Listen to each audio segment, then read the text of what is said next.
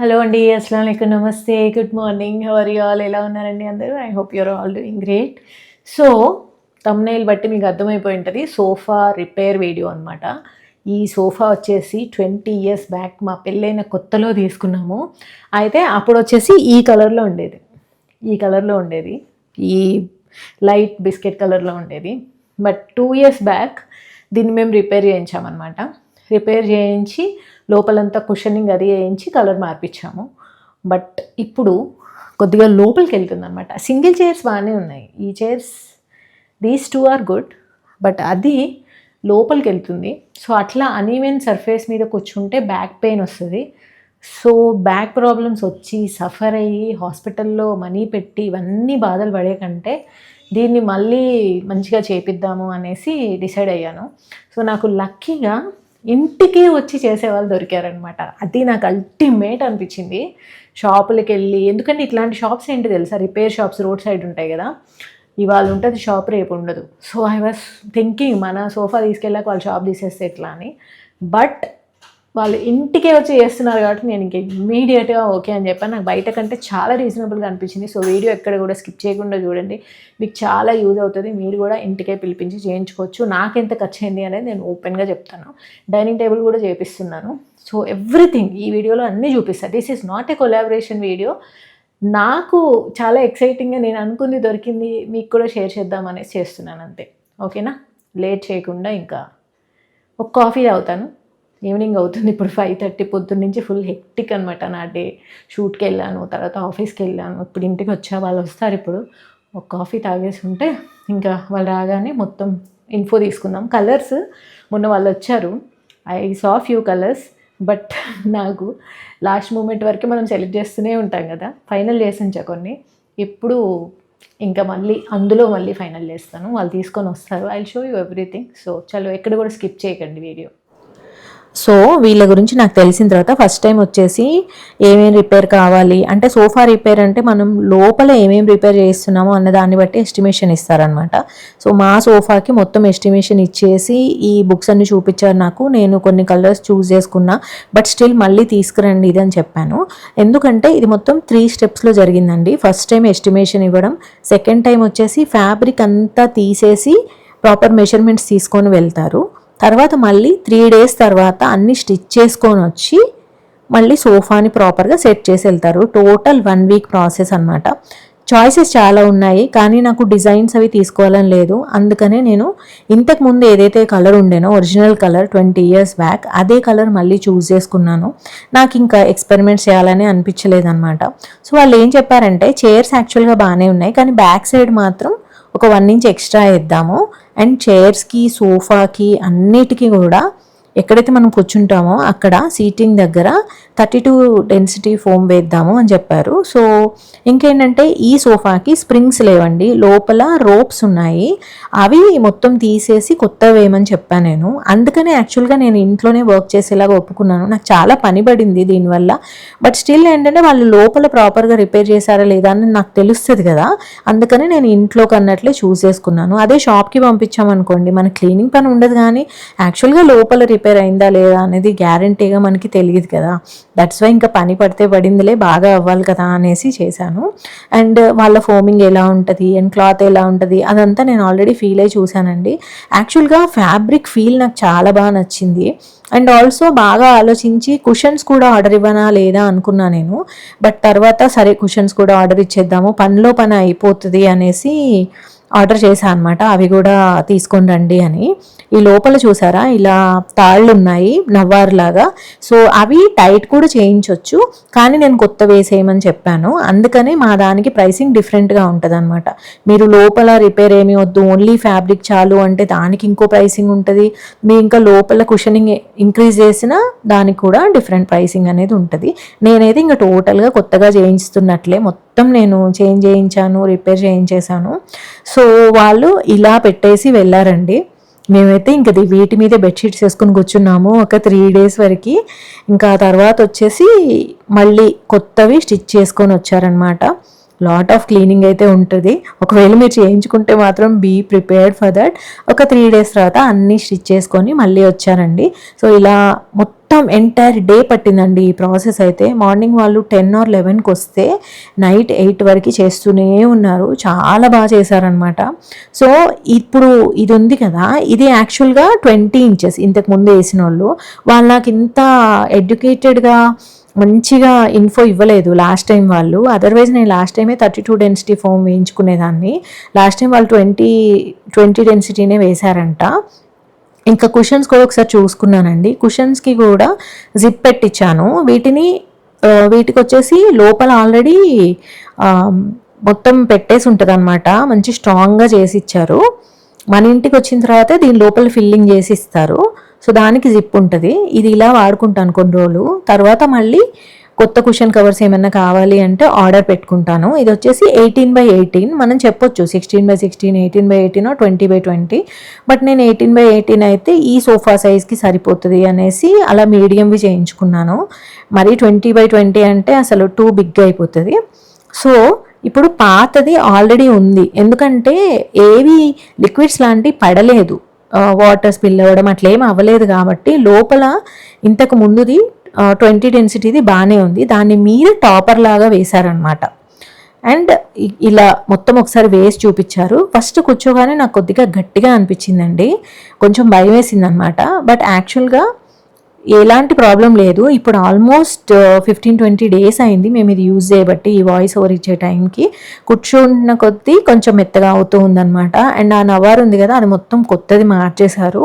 And వెనకాల వచ్చేసి 1 inch చేశారు. సో నేనైతే బోల్డ్ అని డౌట్స్ అడిగానండి. సో ఇలా వచ్చిందనమాట. అండ్ మన ముందే చేశారు. మొత్తం కూడా పిన్స్ పెడతారండి, కానీ ఎలాంటి ఇష్యూ ఉండదు. అంటే ఊడొస్తుందేమో అనుకుంటాం కదా, అట్లా ఏమి ఉండదు. స్టిచ్చింగ్ ఉండదు అనమాట. ఆ ఫ్యాబ్రిక్ వేసేసి పిన్స్ పెడతారు. ఆ పిన్స్ కొట్టేటప్పుడు కూడా మనం చూసుకోవాలి, కొంచెం దగ్గరగా కొట్టించుకోవాలండి. వీళ్ళు చాలా బాగా వర్క్ చేశారు. అంటే ప్రెసిషన్ చాలా ఉందన్నమాట. ఇంకా నేనే బాబోయ్ ఎంతసేపు వర్క్ చేస్తారు అనుకున్నా కానీ చాలా బాగా వర్క్ చేశారు అసలు. సో మొత్తం ప్రతిదాన్ని కూడా పిలిచి చూపించి అలా చేశారనమాట. వీళ్ళ వర్క్ బాగుంది కాబట్టి నేను ఇంకా ఒకటి డిసైడ్ అయ్యాను. సరే, డైనింగ్ టేబుల్ కూడా మాది ఎప్పటి నుంచో పాతది ఉంది. సేమ్ టైంలో కొన్నాము అప్పుడు డైనింగ్ టేబుల్ అండ్ సోఫా. మళ్ళీ డైనింగ్ టేబుల్ కూడా ఇంకా రిపేర్ చేయించేద్దాము అనేసి అది కూడా వీళ్ళనే చేయమని చెప్పాను. యాక్చువల్గా నేను కొత్త సోఫా కొనుక్కోవచ్చు, ఎందుకంటే నాకు ఫర్నిచర్ స్టోర్స్ అవన్నీ తెలుసు కాబట్టి. కానీ ఇప్పుడు ప్రస్తుతానికి మేము రెంటల్ హౌస్లో ఉంటున్నాము. సో కొత్త సోఫా అంటే మళ్ళీ మెజర్మెంట్స్ అన్నీ డిఫరెంట్ అయిపోతాయి కదా. ప్రస్తుతానికి ఈ సోఫా బాగానే ఉంది. ప్రాపర్ టేక్వుడ్ అనమాట, పాత చెక్క కదా. సో చెక్కలో ఎలాంటి ప్రాబ్లం లేదు. కొత్త సోఫాస్ ఏంటంటే మీరు మంచి స్టోర్లో కాకుండా నార్మల్ స్టోర్లో తీసుకున్నారనుకోండి, లోపల చెక్క పాడైతే బయట ఎంత బ్యూటిఫుల్గా ఉన్నా కానీ ఆ సోఫా ఈజీగా పాడైపోతుందండి. లోపల చెక్కకి పురుగు పడుతుంది అనమాట, మంచిది కాకపోతే. అందుకనే మీరు ఎప్పుడైనా కొనుక్కునేటప్పుడు కొంచెం కాస్ట్ ఎక్కువైనా కానీ మంచి క్వాలిటీదే చూసి తీసుకోవాలండి. ఈ చెక్క వల్లనే నేను ఈ సోఫాను ఉంచేసుకుంటున్నాను. సో ఇంకా మొత్తం మెజర్మెంట్స్ తీసుకొని ఇవి కుట్టుకొని వచ్చారు కదా, లోపల అంతా స్పంజ్ పెట్టడం అయిపోయిన తర్వాత దీనికి టైట్గా వేసేసి మొత్తం పిన్స్ కొట్టేస్తారు. ఇక్కడ ఎలాంటి ముడతలు రాకుండా చూసుకోవాలి. మనం యాక్చువల్గా చూసేది ఏం లేదు, వాళ్ళే చాలా గట్టిగా లాగేసి చేశారనమాట. సో లోపలేమో గమ్ పెడతారు. ఫస్ట్ గమ్ పెట్టేసి ఆ ఫ్యాబ్రిక్ని అంటించేసి తర్వాత ఇట్లా పిన్స్ కొడతారండి. పిన్స్ కొట్టేటప్పుడు మాత్రం మీరు ఉండండి, ఎందుకంటే దగ్గర కొట్టించుకోండి. దానివల్ల ఫ్యూచర్లో ప్రాబ్లం రాకుండా ఉంటుంది. అలానే మీరు cloth don't go only with colour and beauty. Cloth పట్టుకొని చూసుకోండి. అప్పుడు ఏంటంటే మందం క్లాత్ తీసుకోండి, ఏదైతే మందంగా ఉంటుందో అది. దానివల్ల ఇలా రెంకిల్స్ రాకుండా ఉంటాయి, చాలా నీట్గా వస్తుంది ఫినిష్. అండ్ ఆల్సో స్మూత్గా కూడా ఉంటుంది. క్లాత్ ఎంత మందంగా ఉంటే అంత స్మూత్నెస్ వస్తుంది. చెప్పా కదా నేను 20 days నుంచి వాడుతున్నాను అనేసి. ఇప్పుడు కొద్దిగా సాఫ్ట్ కూడా అయింది. అండ్ ఫ్యాబ్రిక్ అయితే చాలా బాగుందండి. నేను వాళ్ళు ఏ బుక్ది చూపించారో నాకు బుక్ నేమ్ తెలియదు, కానీ నేను సెలెక్ట్ చేసుకున్న క్లాత్ వచ్చేసి 204 అనమాట. దాని code 204 beach colour. So very nice look అయితే నాకు చాలా బాగా నచ్చింది. ఎప్పుడు ఇది ఒక టెన్షన్ అండి మేక్ ఓవర్స్లో. మనము కలర్ చూస్ చేసుకుంటాము ఒక చిన్న క్లాత్ చూసి, తర్వాత ఎలా వస్తుందో అని. నాకైతే నాస్టాలజిక్ అనిపించింది తెలుసా. కరెక్ట్గా మా బాబు పుట్టేటప్పుడు నేను డెలివరీకి వెళ్ళాను. అప్పటి వరకు మా ఇంట్లో నార్మల్ ప్లాస్టిక్ చైర్స్ ఉండేవి అనమాట. సో తర్వాత నేను డెలివరీకి వెళ్ళాను. వచ్చేలోపు మా husband dining table and sofa రెండు కూడా కొనేసి ఉంచారు. సేమ్ ఇదే కలర్. ఒకసారి చూడగానే నాస్టాలజిక్గా అనిపించింది. అండ్ మా డైనింగ్ టేబుల్ వచ్చేసి చాలా మంచి వుడ్ అండి ఇది కూడా. సో అందుకనే దీన్ని అసలు మేము అమ్మాలా రిపేర్ చేయించాలా అర్థం కాని స్టేజ్లో అట్లా ఉంచాము. తర్వాత ఇంకా వీళ్ళు ఆ కుషన్ కూడా తీసేసి మంచిగా ఇదే కలర్ వేశారనమాట. దానికి కూడా ఇంక ఇల్లంతా సెట్ లాగా ఉంటుంది అనేసి సేమ్ కలర్ వేయించాను నేను సోఫా రిపేర్ అనుకున్నప్పుడు అసలు డైనింగ్ టేబుల్ కూడా వీళ్ళతోనే చేయించవచ్చు అనేది నాకు అసలు బ్రెయిన్లోకి రాలేదు. సో ఫస్ట్ టైం వాళ్ళు వచ్చి వెళ్ళినప్పుడు సోఫా గురించే మాట్లాడాను. తర్వాత ఐడియా వచ్చింది, అవును కదా డైనింగ్ టేబుల్ కూడా చేంజ్ ఒక సెట్ లాగా ఉంటుంది, పనిలో పని అయిపోతుంది. కుషన్స్ కూడా అందుకే యాడ్ చేశాను. ఇక డైనింగ్ టేబుల్ కూడా తర్వాత కాల్ చేసి చెప్పా వాళ్ళకి డైనింగ్ టేబుల్ కూడా చేయండి అనేసి. సో వాళ్ళు ఎక్స్ట్రాగా ఫ్యాబ్రిక్ అది తెచ్చుకున్నారు అండ్ డైనింగ్ టేబుల్ కూడా చేసేసి ఇచ్చారు.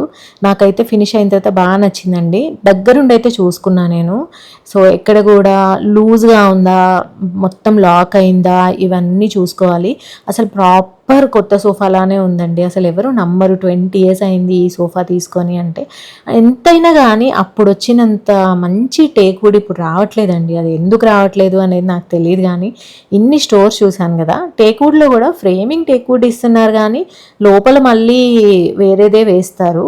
సో చాలా మంచి స్టోర్స్లోనే మనం వెతుక్కొని తీసుకోవాల్సి ఉంటుంది. లోపల వర్క్ మొత్తం అయిపోయిన తర్వాత నేను ఒకసారి చూసి కన్ఫర్మ్ చేసిన తర్వాత అడుగున ఒక బ్లాక్ కలర్ క్లాత్ వేసి మళ్ళీ పిన్స్ కొట్టేశారు. సో మా సోఫానైతే నేను లిటరల్గా కొత్త దానిలా చేయించాను. మొత్తం లోపల ఉన్న ఏవైతే రోప్స్ ఉన్నాయో అవన్నీ చేంజ్ చేయించాను, మంచిగా టైట్గా కట్టించాను.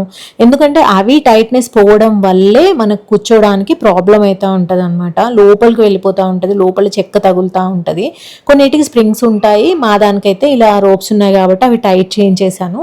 అండ్ డైనింగ్ టేబుల్ కవర్స్కి కూడా, డైనింగ్ టేబుల్ చైర్స్కి కూడా 1 inch టాపర్ వేయిస్తున్నానండి.